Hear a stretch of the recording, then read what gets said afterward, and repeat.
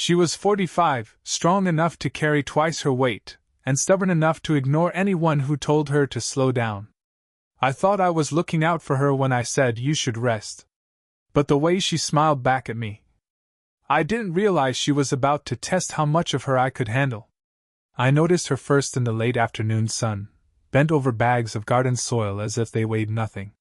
She was 45, my neighbor across the fence, and until that moment I had only thought of her as the woman who kept her yard in perfect order and greeted everyone with a polite smile. But that day, something shifted. I was walking home from class, backpack slung over one shoulder, when I saw her struggling, or at least I thought she was struggling, with the heavy bag stacked at her feet. Out of instinct, I called out, "Hey, let me help with that. You should probably rest, you'll wear yourself out." She straightened slowly, brushing a strand of hair from her face with the back of her hand. Sweat clung lightly to her temple, the sun catching the faint shimmer of it.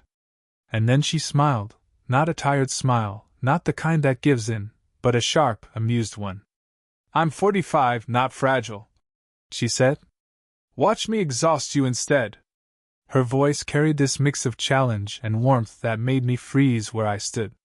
I crossed the lawn anyway, insisting, "At least let me carry one." She handed me a bag without hesitation, and I nearly stumbled at how heavy it was. She laughed, a low, steady laugh that told me she was used to surprising people. "See? Not so easy, is it?" I watched her pick up another bag, the muscles in her arms tightening beneath her fitted shirt, the movement efficient and sure. There was grace in the way she worked, a rhythm I hadn't expected from someone I thought should be resting. She wasn't delicate, she was determined. Yet, when she set the bag down and let out a quiet breath, I caught it, the faint sigh that escaped, the subtle shift in her shoulders as if she carried more than just soil. Something in that moment held me still. She was confident, but not invincible. And maybe that was what drew me in. We finished stacking the bags together, her pace faster than mine, and when it was done she dusted her palms against her jeans, glancing at me with that same playful smile. "Tired yet?" I shook my head, though my arms ached more than I cared to admit. What surprised me most wasn't the work but how differently I saw her now. She wasn't just my older neighbor. She was a woman who lived with energy, who didn't wait for permission to move or to rest. Strong, yes, but with that sigh, I knew she wasn't without weariness. And for the first time, I realized I wanted to understand her more than just in passing. By the time the sun dipped low, painting the sky in long strokes of orange and violet, I figured she'd finally called it a day. But when I glanced out my window, there she was again, still moving about her yard with a pair of clippers in hand, trimming roses as if the fading light was nothing more than an excuse to keep working. I leaned over the fence, calling softly, "Don't you ever stop?" She turned, the porch light clicking on behind her, and the glow framed her face in a gentle halo. A few strands of hair had slipped loose from her braid, falling across her cheek, and she brushed them back with an absent motion. That same amused smile tugged at her lips. "Stopping is how you grow old too fast," she answered, and went right on clipping. There was something magnetic about her energy, steady, unwavering, and yet laced with a quiet stubbornness that I couldn't help admiring. I found myself walking over, offering no excuse other than, "If you're going to keep working, at least let me keep you company." She hesitated only a second before nodding toward the porch steps. "Fine. Sit. But don't expect me to stop moving." So I sat. And eventually, after finishing with her roses, she joined me, carrying 2 glasses of lemonade from inside. The condensation beaded against the glass and cooled my fingers when she handed one to me. For a moment, we just sat there, watching the street grow quiet as the first stars blinked awake overhead. Her porch light cast a warm glow, softening the sharpness of her features. I noticed the faint lines around her eyes, etched by years of laughter, not weariness. When she shifted to face me, her knee brushed against mine. The touch was casual, almost unintentional, but it lingered in my mind long after. We talked about small things at first, the weather, the stubbornness of her roses, the neighbor's dog that barked at everything that moved. But the way she listened made the conversation feel heavier than it should. When I told her a funny story about my clumsy attempt to fix a leaky faucet, she threw her head back and laughed.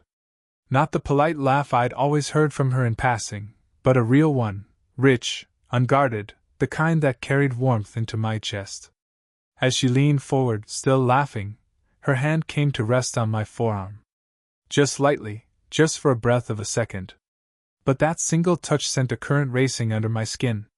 Her palm was warm, steady, and when her laughter faded into a quiet smile, she didn't pull away right away. I realized then how close she sat beside me, the scent of her perfume rising in the cool night air, something subtle, elegant, with a sweetness that made me breathe a little deeper.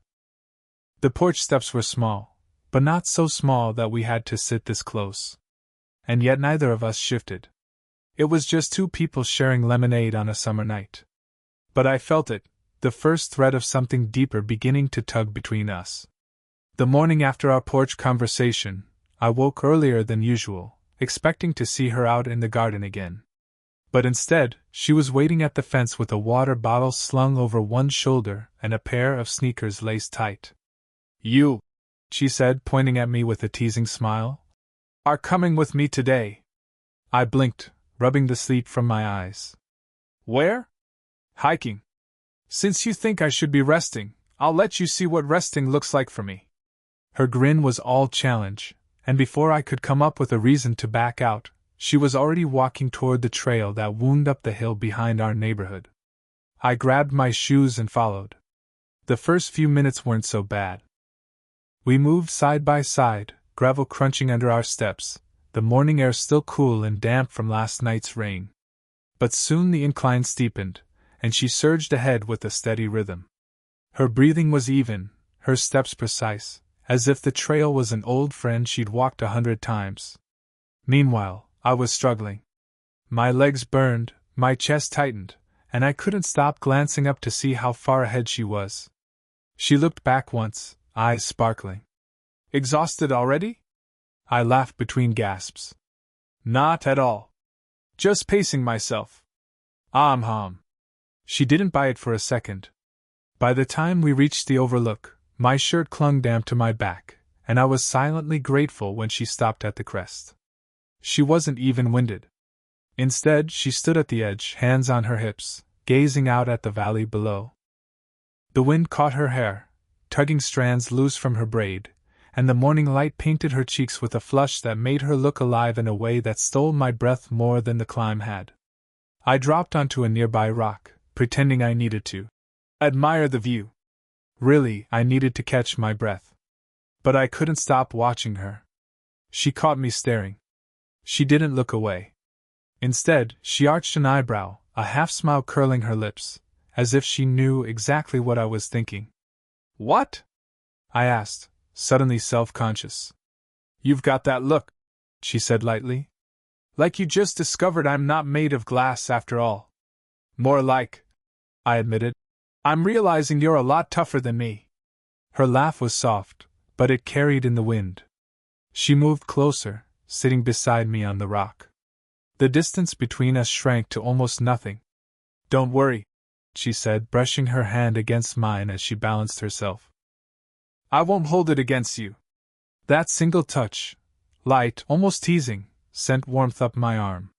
I wanted to hold on to it, to hold on to her. But instead, I stayed still, letting the moment breathe. And there, overlooking the valley with her hair caught in the morning wind, I knew she wasn't just a challenge. She was a horizon I wanted to keep chasing. That evening, after the hike, I found myself walking past her house again. The porch light was on, casting a warm glow through the curtains. For a moment I wondered if I should just keep going, but something about the morning, the way she looked at me on the overlook, tugged me closer. I knocked lightly. She opened the door in a loose cardigan, hair still damp from a shower, framing her face in soft waves. She gave me a curious smile. "Did I wear you out that badly? Come to complain?" "Actually," I said, scratching the back of my neck, "I thought I owed you tea. After all, you nearly killed me out there today." Her laugh was quiet, and she stepped aside. "Come in then." I'll make it this time. Her living room was nothing like I imagined. Warm, lived in, shelves filled with books and little mementos, framed photos of her kids when they were younger, a stack of well-worn travel guides, even a chipped mug sitting on the side table like it had a story of its own. I sat on the couch, sinking into its softness, while she busied herself in the kitchen. When she returned with 2 mugs, she settled across from me, tucking her legs underneath her. Steam rose in curling ribbons between us. For a while we talked about the hike, about the way the valley looked that morning. Then, as the conversation slowed, she grew quieter. Her fingers circled the rim of her mug, her gaze drifting toward the shelves instead of me. You know, she said after a pause, people look at me and think I've got it all together. But truth?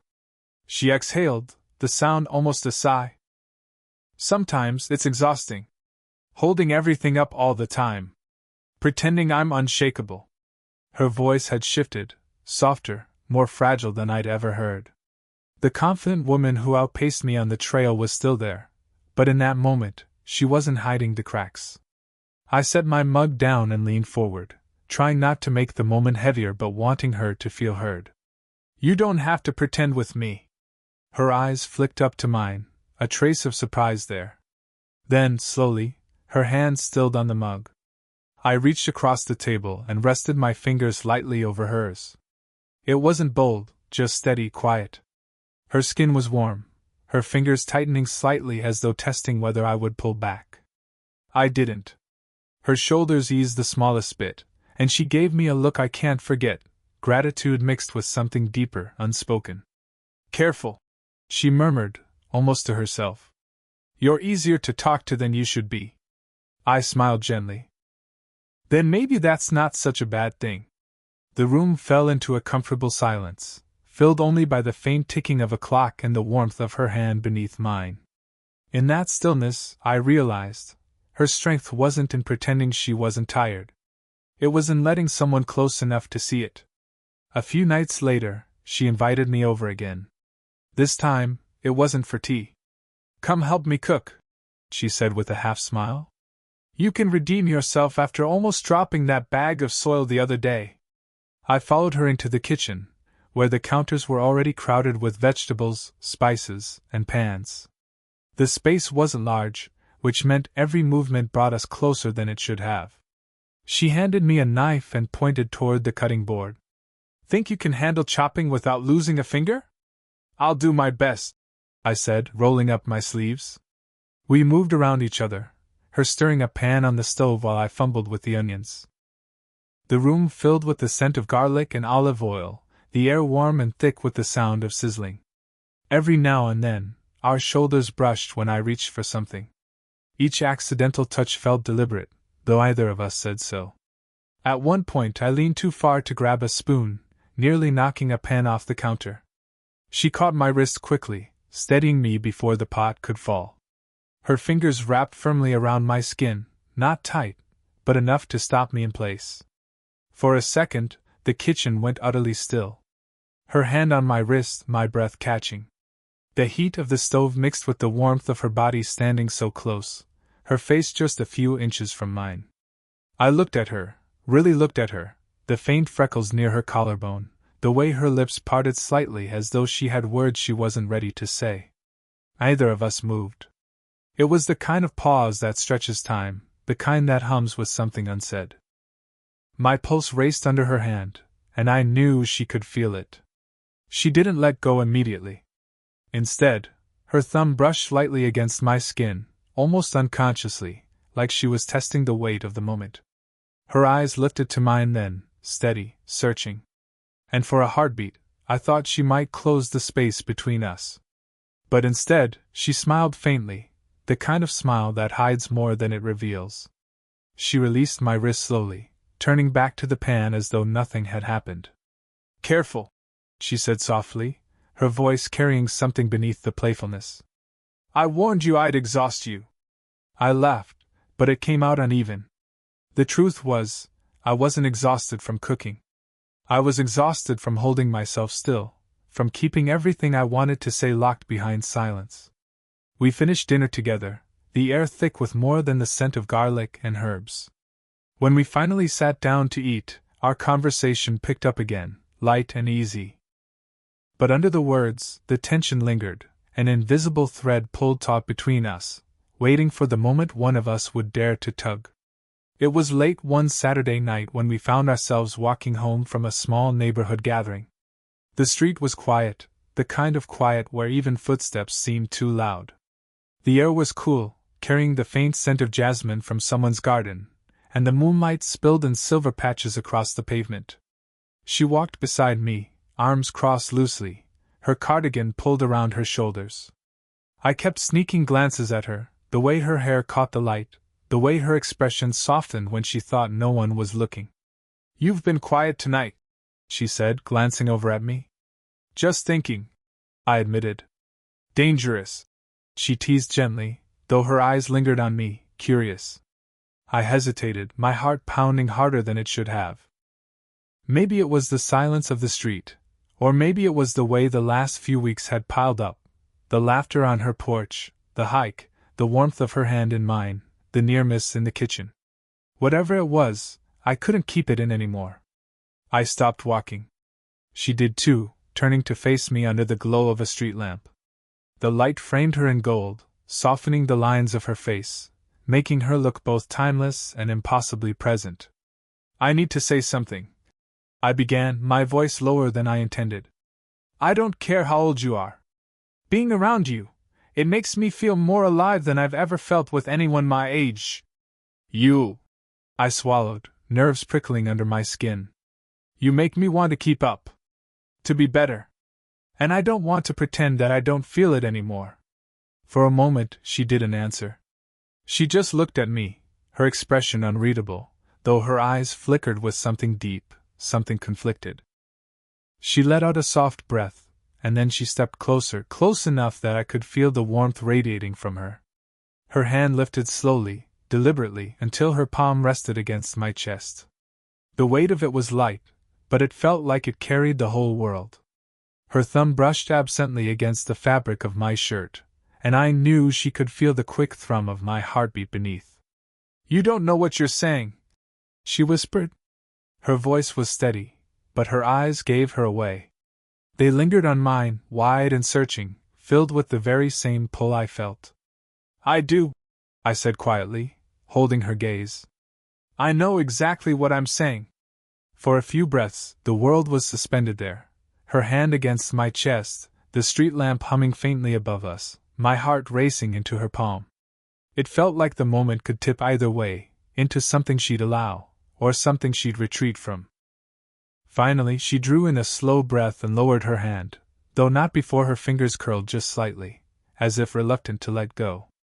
She took a half step back, shaking her head lightly, a wry smile tugging at her lips. "You're too young to understand what it means to feel this," she murmured, though the tremor in her voice told me she was trying harder to convince herself than me. I didn't push. I just nodded, walking again beside her in silence. But inside I knew the truth, she felt it too, no matter how much she tried to fight it. The next morning, sunlight spilled across the neighborhood in soft, golden sheets. I hadn't slept much. Her words from the night before kept circling in my head, the way her hand had rested on my chest, the tremor in her voice when she whispered that I was too young. She hadn't pushed me away completely, but she hadn't let me all the way in either. Still, I found myself walking past her house again. She was outside, of course. On her knees in the garden, gloves covered in soil, her cardigan draped over the porch railing. The sight made me smile. There she was, living proof of her own words. She didn't stop, she didn't rest. She pressed forward, always. I leaned against the fence. "You're going to burn yourself out one day, you know." Without looking up, she replied. "Then stay close enough to catch me when I do." Something in her tone stopped me cold. It wasn't flippant. It wasn't teasing. It was soft, almost resigned, like she had finally decided not to run from the truth. She straightened slowly, brushing dirt from her gloves. The sun lit her hair in warm highlights, catching every strand as it fell loose around her face. She stepped closer, close enough that the air between us shifted. For a moment neither of us spoke. I reached out, uncertain at first, and took her hand. Her glove was rough with soil, but beneath it her fingers were warm, steady. She didn't pull away. Instead, she peeled the glove off with her free hand and laced her bare fingers through mine. The touch was simple, but it felt like an answer to every question we'd left hanging in the air. "You don't have to carry everything alone," I said softly. Her eyes searched mine, as if testing whether I meant it. And then, finally, she let out a quiet laugh, not the confident one that teased me, not the guarded one that hid behind strength, but one filled with relief. "Maybe I don't," she admitted. We stood there in the garden, surrounded by roses and soil and the smell of earth warming under the sun. Neighbors passed by on the sidewalk, but for once, I didn't care who saw. What mattered was the way her hand fit in mine, how natural it felt, how inevitable. She squeezed my hand lightly. "You really don't know what you're signing up for," she said, though her eyes softened as she said it. "Maybe not," I admitted. "But I know I don't want to miss it." The words seemed to settle into her like sunlight soaking into soil. She smiled, this time without hesitation, and leaned just slightly against me, her shoulder brushing mine. It wasn't dramatic. It wasn't rushed. It was just quiet and certain. And in that stillness, I understood something. She didn't need me to keep up with her. She just needed me to walk beside her. Together, we'd meet life halfway, and maybe, just maybe, either of us would ever really run out of energy again.